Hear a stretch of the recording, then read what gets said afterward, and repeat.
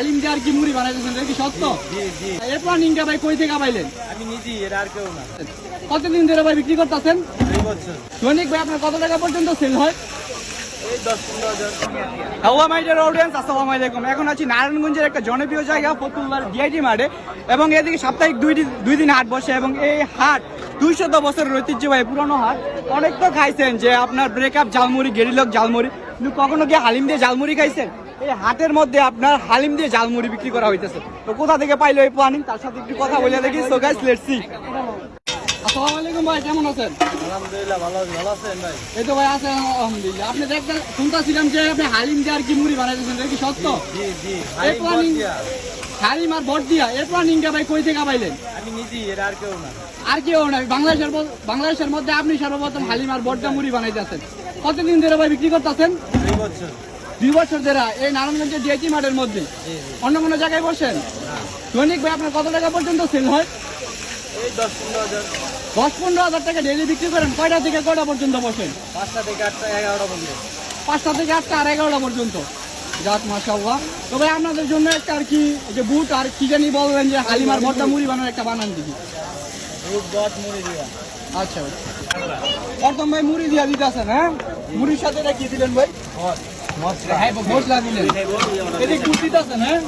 এর সাথে হালিম। এটা ভাই কিসের হালিম? শুধু হালিম, হ্যাঁ? শুধু হালিম। আর এটা কি ভাই, গরুর বট? জি। যাক মাশাআল্লাহ, খুব সুন্দর একটা স্মেল আসতেছে।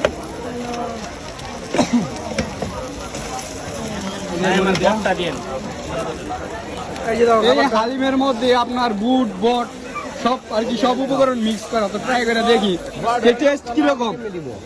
বীর যেই রকম দেখছি আশা করি ভালো হইব, ভালো না হলে তার মানুষ খায় না। এই যে নারায়ণগঞ্জের স্থায়ী বাসিন্দা উমর ভাই, আপনি তো আগে পরে এটা খাইছেন, হ্যাঁ? তো এবার একটু খাইয়া বলেন দেখি যে কিরকম লাগতেছে। অসাধারণ, হ্যাঁ? আমি এই দোকানে খাবার রেগুলারই খান, হ্যাঁ? 10-এর মধ্যে কত দিবেন? আমি 10-এর মধ্যে 10ই দিব। 10-ই দিবেন, হ্যাঁ?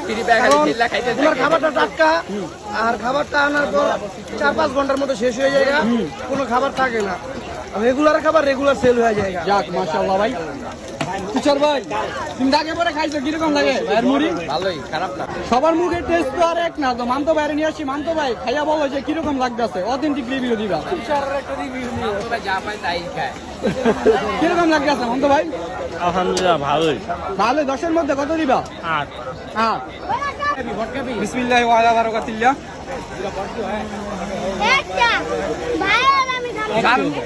ঝালমুড়িটা কিছুটা ভর্তা মনে হইতেছে। আর এদিকে আপনার বট আছে, বটটা ট্রাই করে দিই।